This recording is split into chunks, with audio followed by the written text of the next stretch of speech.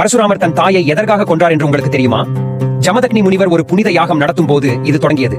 யாகத்திற்கு ஆற்றிலிருந்து தண்ணீர் எடுத்து வருமாறு தனது மனைவி ரேணுகாவிடம் கூறினார். ரேணுகாதேவி நதியில் தண்ணீர் எடுக்க சென்ற போது ஒரு கந்தர்வன் செல்வதை நதியில் பார்க்கிறாள். கந்தர்வனின் அழகில் மயங்கிய ரேணுகாதேவி நீர் எடுத்து வர சிறிது நேரம் தாமதித்தார். இந்த தாமதம் ஜமதக்னி முனிவரை பெரிதும் கோபப்படுத்தியது.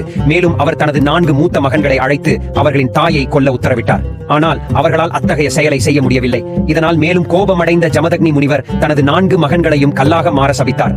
பின்னர் தனது 5வது மகன் பரசுராமர் மட்டுமே எஞ்சியிருந்தார். தந்தையின் மீது அசையாத பக்தியுடன் இருந்த பரசுராமர் தனது தந்தையின் கட்டளையை நிறைவேற்றி தனது சொந்த தாயின் தலையை கோடரியால் வெட்டினார்.